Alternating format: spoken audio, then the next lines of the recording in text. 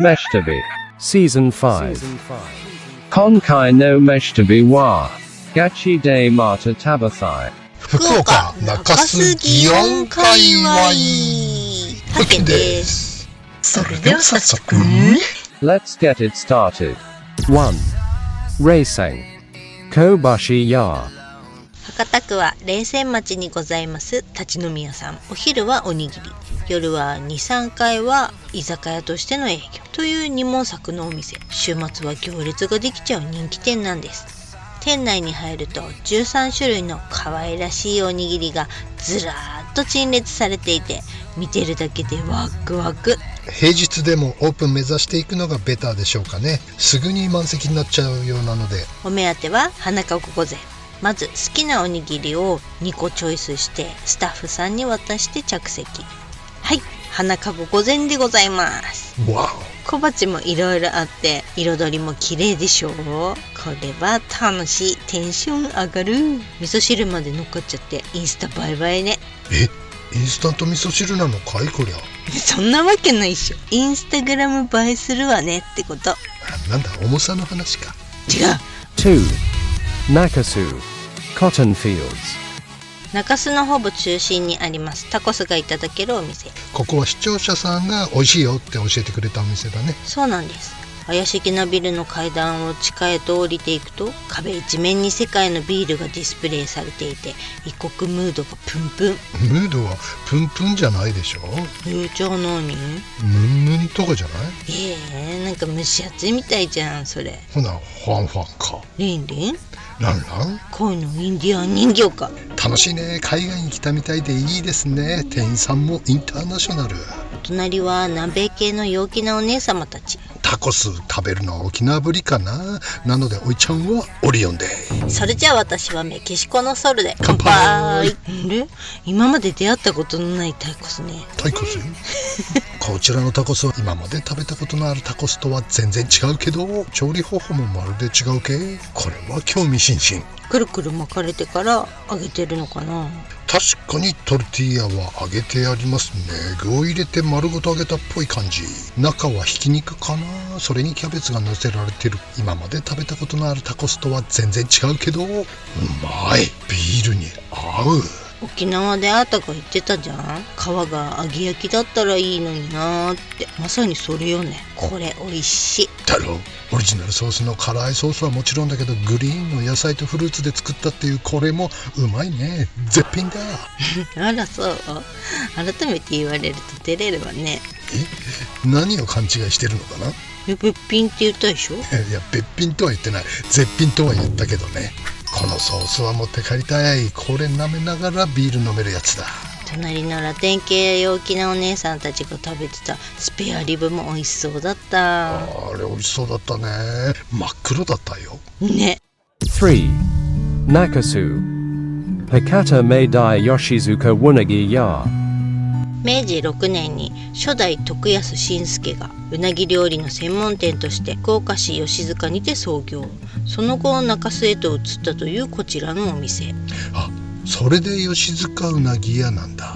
そうみたい。ちなみに吉塚ってのは JR 鹿児島本線北九州門司港方面に博多の一つ隣の駅だね。はい、飯旅では何度もご紹介しておりますこちらのお店。イグアナのモノマネでおなじみタモさんも行きつけのお店として知られているうなぎ屋さんね。いや、イグアナのモノマネをするタモリを知ってるのは逆にレアだろうね今はきっと。そう？変わらず人気の老舗でございますね。やっとこさ久しぶりに再訪できました。グリーンがくっそなんでじゃんけんこんなに弱いんだべ。うなぎ。こちらのうな丼は A、B、C3 タイプがあってね。あれ松竹梅じゃなかったっけねえ、2枚3枚4枚ってなってんのよ。ケチケチ飯旅ーズはとりあえず A タイプの2枚2150円をいただきます。私は C だけど。聞いてない。うなぎはそんなに量いらないからね。梅でいいんだよ。梅でね。うめもううなぎのかば焼きがそこにいたであろう余韻とタレだけでご飯いけちゃうからね。いける。わかる。やっぱり美味しいですね吉塚のうなぎ。外はカリッとだけども身はふっくら香ばしい香りがたまらん。やっぱうまいか。けーよだれだらだらみだらだら合わせてだらだらむだらだら。それもそのはず。吉塚独自の焼き方がうまさの秘訣。焼きの技術は串打ち3年、さばき8年、焼きは一生と言われるほどに難しいそうなのですが、吉塚ではうなぎの味を最大に引き出すため、さらにこなしという独自の技を加えて焼いてるんだって。こなし？腹割り、串打ちなどは関西風。うなぎを焼きながらもみ、叩く、こなしを行うことで、うなぎからにじみ出た油で表面がムラなく焼き上がり、うなぎそのものもふっくらさせるっていう技らしいの。だからあんなに皮目がさっくりしてんだ。うなぎからにじみ出た油でね。そうみたい。またこのタレね、吉塚ではタレは財産と言われているそうで、かば焼きの仕上げの決め手であるタレは創業以来門外不出な味らしい。門外不出な味として継ぎ足し伝わってきたもので、ほんのり甘めでふっくら香ばしく焼き上がったうなぎのうまみをさらに引き立ててくれるのだそうでございます。甘ったるくないさらっとめのタレがうまいんだよね。焼きの技と秘伝のタレはお客様が育ててくれた財産ですってホームページに書いてあった。固定資産税かかんのかな。なるほどね。お客様が育ててくれたってのがいいじゃないか。謙虚で亀田ファミリーにも聞かせてやりたいね。ところでなんでそんなにじゃんけん強いの？だってさ、あとだいたいこのチョキしか出さないから分かりやすいのよ。まさかそんなことはあるかい。じゃんけんポン。チョキ。ほんまや。ほらね。4. Nakasu Hakata Yabu。 博多の締めはいろいろバリエーションがございましてね、博多ラーメン一辺倒かと思いきや、辛ラーメン、餃子にうどん、そしてこちらのやぶでそば締めってのもありじゃないでしょうか。ありだね。このそばいいですね。つうてもこちらカツ丼で締めるのが中洲での定番のようなのですが、この鴨つけそばやばうまかったね。まず麺の太さにびっくり。もはやうどん超えの太さ。すんごい噛み応え。噛みしめて食べる系。泉食堂甲州飯店並みに太い系。それはマニアにしか伝わらないと思うけれども。そう？しかも茶そばってのがいいよね。またこのつけ汁がめっちゃ甘辛。すき焼きにしたいくらいの甘うま。普段そばあんま食べないおいちゃんもこの茶そばはお気に入り。ざるそばのつゆも基本甘いらしいけど、九州だからね。そうだけど鴨を入れることにより油でさらにうまみ甘みが増すんだとか。これはなかなかの一品ですな。また中洲に飲みに来にゃならねえな。だってやぶさん夜しかやってないから。行こう行こう。だって中洲はキャバクラっしょ。ざけんな。5. ニューヨーク Chikor Honcho Namiha no Yu。 博多ふ頭にあるスーパー銭湯、福岡中心部に一番近いスパ銭ね。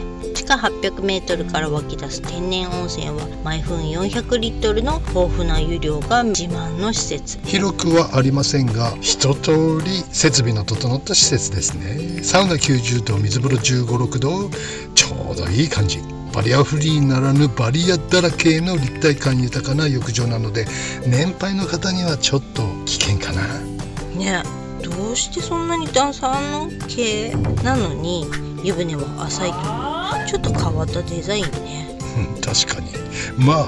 場所柄的に混雑もかなりのもんでしたね。タイミングが悪かったのかもしれませんが、また外国人観光客が多めでマナーが伝わってない方もいらっしゃるので、純日本人は落ち着かないかもしれませんね。そうね。あとさ、ポートタワーすぐそばじゃん。展望台から私の裸見られてたかも。あんな上から見たらすっぱだかのアリぐらいにしか見えんだろう。そりゃ望遠鏡で見られたかも。その手があったか。気をつけなはれよ。6.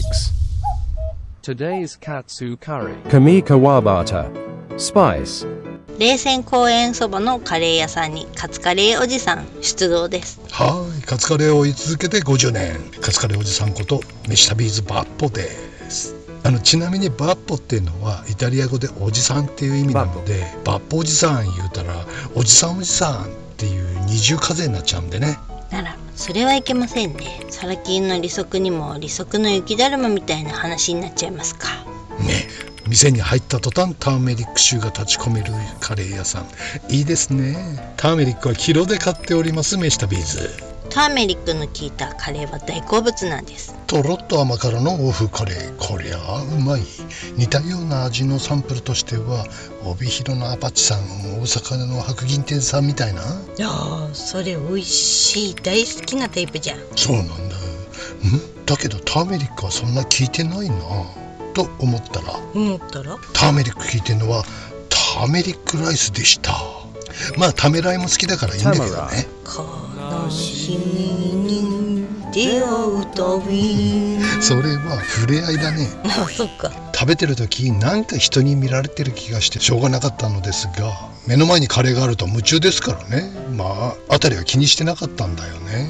もう食べる時は一目散だからね、あなたは。君もだろ。そしたらね、おっかねえやつらがおいちゃんを睨んでたんです。どういうこと？睨んでたのはまさかのこいつらでした。あら、翔也さんお久しぶりって誰？誰が誰だかわかんないけど、これが太郎だよね。よくわかんね一緒にした仲だからね。こらびっくりだぜ。札幌ならまだしもね。ここは福岡だよね。7. Gofuku-cho Miyake Udon。昭和29年創業、上古福町にある老舗うどん屋さん。なんとも味わいのある佇まいでございますよ。いいですね。いい風情でございます。ほとんどが木で覆われた古き良き歴史を感じる店内。仕切りがないので茹でる様子まで見える。わお、映画セットみたいだね。メニューはうどんかそばの2択。それに天ぷらか丸天乗っけるか乗っけないかでシンプル。うどんかそばかって店結構あるよね。昔はそういう感じだったんだね。博多うどんといえばということでごぼう天をオーダー。見てください、綺麗なうどんでしょ。太極太のうどんは珍しいよね、福岡じゃ。60年にもなるというこの釜で茹で上げられたうどん。柔らかい特注の極太麺はあらかじめ15分から20分かけて茹でてあるので、注文後はさっと温め直すだけ。とっくりに入ったスープを注げばわずか30秒で熱々のうどんの完成。早くていいですね。クイックデリバリー博多スタイルね。麺は太めの超やわ麺、もっちもちでうまい。やっべえよだれ出てきた。スープはだしの優しい香りがしてて食欲をそそります。透き通る黄金スープは魚介の風味が強いお出汁ね。苦味や雑味はなく、うっかり会員してしまいそうな優しい美味しさ。おつゆがうまいよね。おつゆが西のうどんはねえ、これ博多で一番好きかも。三宅うどんさん。あっちゃ、そりゃすげえ。おいちゃんも食いてえな。絶対食べるべき。今鹿児島だから宮崎大分やってからだから4月中には行けるかな。ね、楽しみ。8. Reisei Wuma Wuma。博多区冷泉町にありますうまうまさん。本当は祇園本店に行きたかったのですがお休みだったのでこちらに。こちらも中洲の餃子屋さんで出会った博多レディースに教えていただいたお店だね。はい、餃子が美味しいよって教えてもらったお店なんで。はい、姉さんたちにおすすめいただいた博多うまうま名物一口餃子。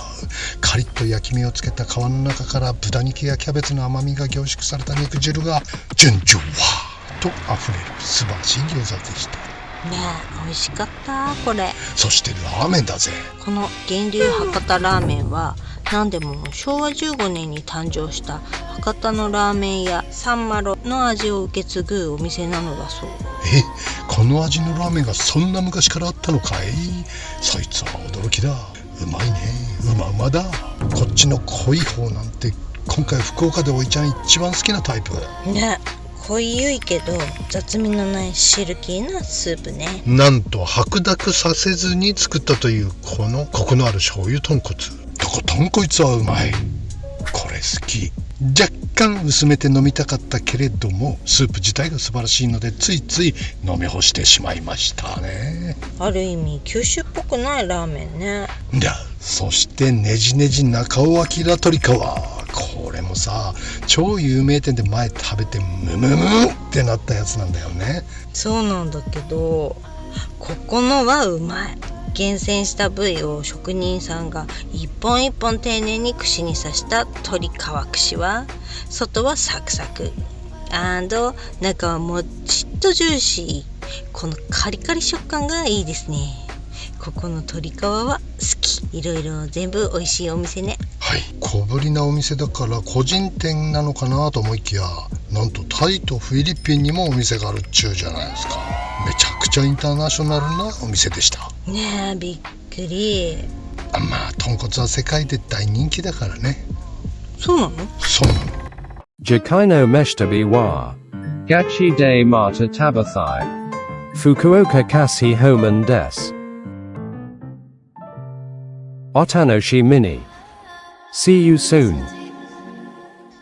20年ぐらい前かな、香港に行った時にね、ワンタン麺を食べに行った時に、すごい行列を見つけてね、これは何の行列かなと思って行ってみたの、50メーターぐらい人が並んでて、その店の前じゃ並びきれなくて道路の反対側まで渡って並んでんだよ、なんじゃこりゃと思って、なんかスイーツでも流行ってんのかな、と思ったらなんとそれが豚骨王っていうラーメン屋だった。その頃からもう日本の豚骨がね売れ出しててね、これは日本で商売やってる場合じゃねえなと思って、それでシンガポールに行ったら今度シンガポールでもすごい行列さ、それも豚骨ラーメンさ、だからね九州のラーメンが割と早くから世界に出てってた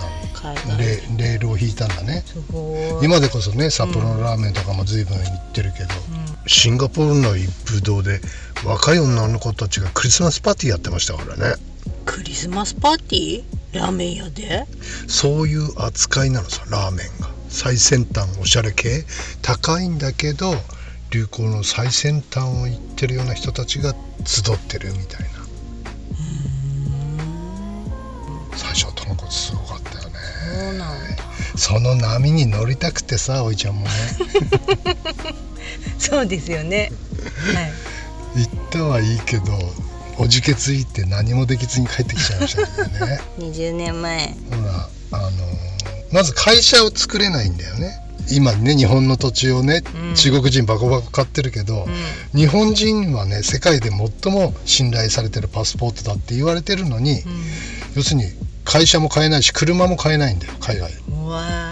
それでねタイで商売しようと思ったんだけど、大概はね外国人の彼女をタイ人の彼女を作ってね、その子の名義で事業をするんだけども、で調子が良くなって儲かってくるともう親戚とかみんなたかりに出てきて、ケツの毛まで抜かれるっていう話を山のように聞かされてね、怖だからそういうのはやめて、そのコンサルタントにちゃんと頼んで、って言っても会社作ったとしても 51% は外国人の名義で株を持たせなきゃいけないわ。それに裏切られちゃったらもうね身も蓋もない全てを失うっていう、なっちゃうからね。それをねちょっと信頼できるパートナーを探すこともできなかったっていうのが一つ。むずい。ほらおいちゃん店作る時ってめちゃめちゃ1ヶ月ぐらいで工事終わらせるじゃないか、いつも。タイ人なんで、その工事頼んでもいつ出来上がるか分かりませんよみたいな。そしてその役所の許認可とかも、下手したら半年1年とかかかっちゃったりするっていう話を聞いてね、そしたらお前空家賃何ヶ月払えばいいのって、結局あれですよ、賄賂の国だから賄賂を渡さないとずるずるずるずる引き伸ばされるわけだ。で金をつかませるとピュッとやってくるらしいんだけど、それがどれぐらいの金額でやってもらえるもんなのかっていうのが全然わからないからおっかないよね。おっかない。で払ってももっとよこせもっとよこせってなる可能性もあるわけだから、そういうのを解消できない不安がいっぱいあってね、結局やらないで戻ってきちゃったからね。だから結局やらなくてよかったのかなっていうね。